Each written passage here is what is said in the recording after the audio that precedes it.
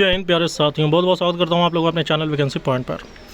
दोस्तों, आज की वीडियो में बात करेंगे यूपी पुलिस 2023 में दो महत्वपूर्ण खबर जो कि आप लोगों के लिए बहुत बड़ी चीज़, ये एक बहुत बड़ी न्यूज़ है जो कि आपको जानना बेहद ज़्यादा ज़रूरी है। और यूपी पुलिस के जितने भी स्टूडेंट्स हैं उन सभी से मैं अपील कर रहा हूँ कि चैनल को ज़रूर सब्सक्राइब कर लें, क्योंकि आपको पता है कि डेली यूपी ऑल पोस्ट जितनी वेरियस पोस्ट हैं, जैसे कि पीएससी है, सिविल पुलिस है, फायरमैन है, जेल वार्डर है, और जिस तरह की चाहे रेडियो ऑपरेटर वाले जितने भी पोस्ट की अलग अलग वैकेंसीज़ आ रही हैं, उन सभी के लिए शाम को 6 बजे तो ये सारे ही प्रैक्टिस सेट अपलोड हो रहे हैं, जिसमें कि लगभग आपके मोस्ट इंपॉर्टेंट जो क्वेश्चंस की सीरीज़ है वो मैं डेली अपलोड कर रहा हूँ। तो ये क्लासेस ज़रूर देखें, जिससे कि आपका एग्ज़ाम आसानी से क्वालिफाई हो जाए। अब बात करेंगे दो महत्वपूर्ण अनाउंसमेंट की। तो सबसे पहली चीज़ ये है दोस्तों कि आपको पता है कि OTR वाला सिस्टम आपको पता चल ही गया होगा, लेकिन OTR के पीछे का सच्चाई क्या है। OTR आखिर यूपी पुलिस भर्ती बोर्ड क्यों इसके लिए ऐसा करने जा रहा है। तो इसमें आपको लग रहा होगा कि सिर्फ इसका रीज़न ये है कि आपका सारा डॉक्यूमेंट, ये सब सारी चीज़ें जो हैं वो एक बार आपका सारा ही डेटा भर्ती बोर्ड के पास चला जाएगा। उसके बाद आपको सिर्फ रजिस्ट्रेशन, मतलब जब आपका फॉर्म आएगा तो आपको फ़ीस पेमेंट करके फाइनल सबमिट कर देना होगा। लेकिन मैं आपको बताना चाहता हूँ कि OTR का मेन मकसद क्या है। OTR का दोस्तों मकसद ये है कि कितने लोग जो हैं रजिस्टर्ड हो रहे हैं यूपी पुलिस की वैकेंसी के लिए, और अगर इसमें संख्या लगभग 20-30 या जितनी भी पहुँचे, क्योंकि OTR में सभी पोस्ट वाले अभ्यर्थी अप्लाई करेंगे।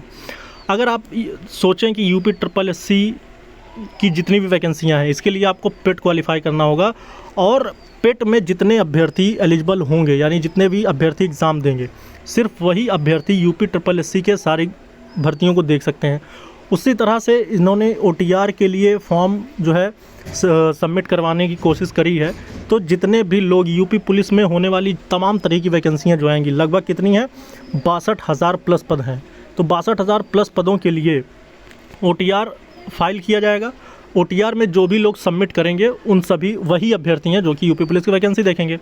अब मैं आपको बताऊं कि अगर ये जो संख्या 20 लाख, 30 लाख, 40 लाख जो पहुंचती है कांस्टेबल पदों के लिए या अन्य पदों के लिए, तो इनके लिए एक मनसा इनके दिमाग में है कि जितने भी अभ्यर्थी OTR अप्लाई करेंगे उन सभी का एक प्री एलिजिबिलिटी टेस्ट कराया जाए। प्री एलिजिबिलिटी टेस्ट यानी पेट इसलिए कराया जाएगा कि फिर जो भी संख्याएँ हर भर्ती में बढ़ रही है और इससे धांधली पर अंकुश लगाया जा सकता है। तो हर एग्ज़ाम में, जैसे कि अभी कांस्टेबल की वैकेंसी आ जाए, यूपीपी की कांस्टेबल वैकेंसी, इसमें अप्लाई कितने होंगे, 40 लाख फॉर्म या 30 लाख फॉर्म जो पड़ेंगे। तो ये संख्या जो होगी ये आपकी OTR के बाद जो पेट का एग्ज़ाम कराया जाएगा उसमें होगी।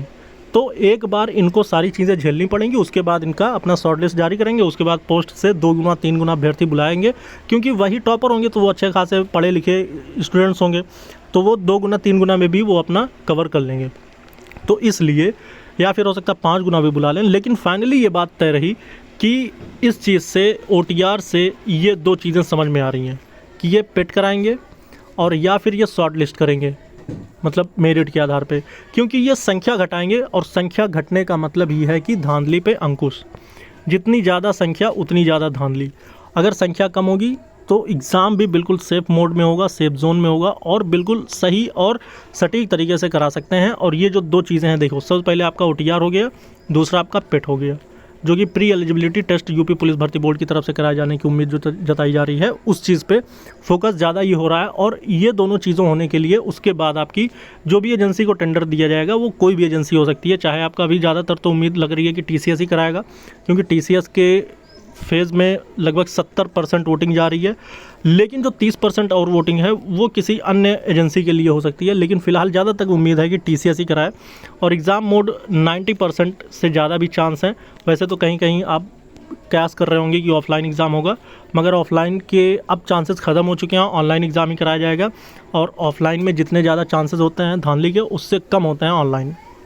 तो ये तमाम चीज़ें दोस्तों, और क्योंकि अभी जो उम्मीद और कयास की बात है दोस्तों, तो OTR के माध्यम से आपका सिर्फ़ और सिर्फ डेटा और ये सारी चीज़ें एकत्रित होने के बाद, संख्या जो है एकत्रित होने के बाद, इसमें कुछ तो नया निर्णय लिया जाएगा। ये बात तो 100% तय है।